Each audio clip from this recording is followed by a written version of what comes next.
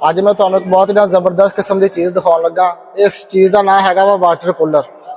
ਤੇ ਖਸੂਸੀਅਤ ਇਹਦੀ ਇਹ ਆ ਵੀ ਤੁਸੀਂ ਇਹਦੇ ਨਾਲ ਜਦੋਂ ਪਾਣੀ ਪੀਣਾ ਨਾ, ਪਾਣੀ ਪੀਣ ਤੋਂ ਬਾਅਦ ਗਲਾਸ ਤੁਸੀਂ ਕੂਲਰ ਦੇ ਉੱਪਰ ਰੱਖਣਾ ਵਾ ਤਾਂ ਆਟੋਮੈਟਿਕ ਤੁਹਾਡਾ ਨਾਲ ਵਾਸ਼ ਹੋ ਜਾਣਾ। ਤੁਸੀਂ ਕੂਲਰ ਨੂੰ ਲਵੋ ਤੇ ਉਹਨੂੰ ਗਲਾਸ ਧੋਣ ਦੀ ਟੈਨਸ਼ਨ ਨਹੀਂ। ਤਾਂ ਆਓ ਤੁਹਾਨੂੰ ਦਿਖਾਉਂਦੇ, ਕੈਮਰਾਮੈਨ ਚੈੱਕ ਕਰਾਓ ਜਰਾ ਕੂਲਰ। ਆਇਆ ਕੂਲਰ, ਹੁਣ ਤੁਹਾਨੂੰ ਦੱਸਦੇ ਆ ਵੀ ਕੰਮ ਕਿਸ ਤਰ੍ਹਾਂ ਕਰਦਾ। ਆ ਤੁਸੀਂ ਪਾਣੀ ਪਾਇਆ, ਪੀਤਾ, ਪੀਣ ਤੋਂ ਬਾਅਦ ਤੁਸੀਂ ਗਲਾਸ ਨੂੰ ਇਹਦੇ ਉੱਪਰ ਰੱਖ ਦੇਣਾ ਵਾ ਤੇ ਆਟੋਮੈਟਿਕ ਵਾਸ਼ ਹੋ ਜਾਣਾ। ਕੈਮਰਾਮੈਨ ਨਿਗਰ ਲੈ ਕੇ ਚੈੱਕ ਕਰੀਏ ਇਹਦੇ ਵਿੱਚ ਕੀ ਖਸੂਸੀਅਤ ਆ। ਚੈੱਕ ਕਰੋ ਜੀ, ਇਹਦੇ ਵਿੱਚ ਸਪੈਸ਼ਲ ਕਿਸਮ ਦਾ ਕੈਮੀਕਲ ਪਾਇਆ ਗਿਆ। ਇਹਦੇ ਵਿੱਚ ਚੈੱਕ ਤੁਹਾਨੂੰ ਨਜ਼ਰ ਆ ਰਿਹਾ ਹੋਏਗਾ।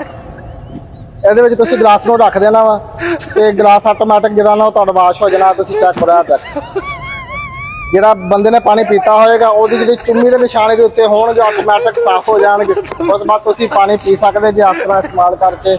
ਫਿਰ ਤੁਸੀਂ ਇਹਦੇ ਉੱਪਰ ਇਸ ਤਰ੍ਹਾਂ ਰੱਖ ਸਕਦੇ ਜੀ। ਇਹ ਬੜੀ ਅੱਛੀ ਕਿਸਮ ਦੀ ਪ੍ਰੋਡਕਟ ਪਾਕਿਸਤਾਨ ਦੇ ਵਿੱਚ ਮੌਜੂਦ ਹੈ, ਕਿਸੇ ਅਮਰੀਕਾ ਜਾਂ ਕਿਸੇ ਡਿਵੈਲਪ ਕੰਟਰੀ ਦੇ ਵਿੱਚ ਨਹੀਂ। ਅਗਰ ਤੁਸੀਂ ਇਹਨੂੰ ਖਰੀਦਣਾ ਚਾਹੁੰਦੇ ਹੋ ਤੇ ਮੇਰੇ ਨਾਲ ਬਿਲਕੁਲ ਰਾਬਤਾ ਨਹੀਂ ਕਰਨਾ। ਵੀਡੀਓ ਵੇਖਣ ਦਾ ਬਹੁਤ ਬਹੁਤ ਸ਼ੁਕਰੀਆ।